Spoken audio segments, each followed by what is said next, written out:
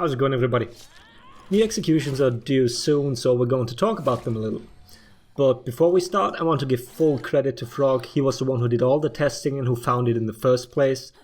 There will also be a thread on the competitive subreddit from him explaining it as well, so if you prefer your info in text form, feel free to click the link.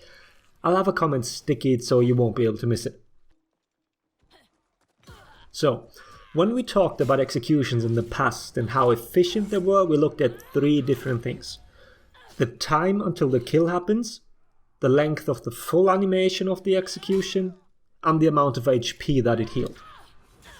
Those were the three criteria to judge one. Well, some people obviously just randomly picked the ones that they thought looked cool, but we're ignoring that for now.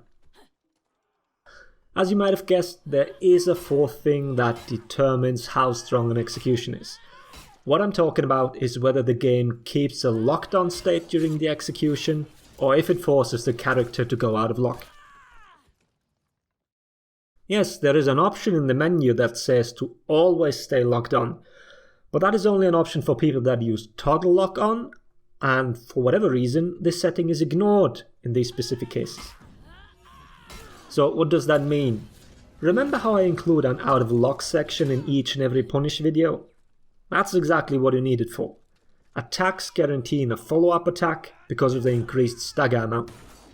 And that is exactly what's happening here. Because the execution forces you out of lock, you're susceptible to exactly that. Now, how do you know whether an execution does that or whether it keeps the lock on? Well, obviously the most reliable way to tell is to simply test it. But nobody has every execution for every character, so there are two rules of thumb you can go by. First and least reliable, the age of the execution. All characters and their release executions all maintain the lock-on. Newer executions and the ones of DLC characters force you out of lock. As usual, there are exceptions, so what you also can do is look at the stance of a hero when finishing the execution.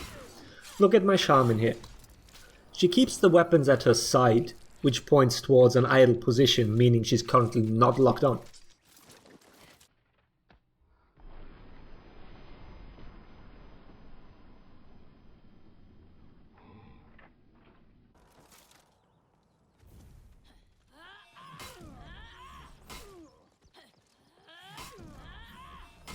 Compare it to this execution where she keeps the weapons in her hands and in general stays in a fighting stance.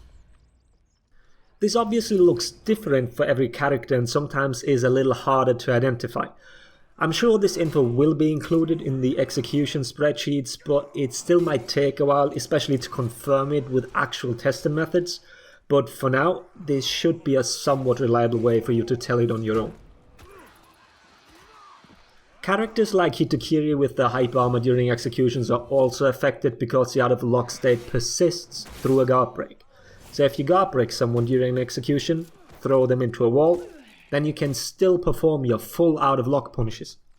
So if you've forgotten those, you better brush up on your knowledge. Like I said, those are included in my punish videos. And they just got a whole less situational. If you want a more detailed video about the out of lock state and what causes it, like traps, guard breaks and so on, then feel free to let me know and subscribe if you don't want to miss it. Once again, thanks to Frog for trusting me with the making of this video. I hope it reaches enough people this way. With that said, I hope the video was helpful. Thanks for watching. Laters, everybody.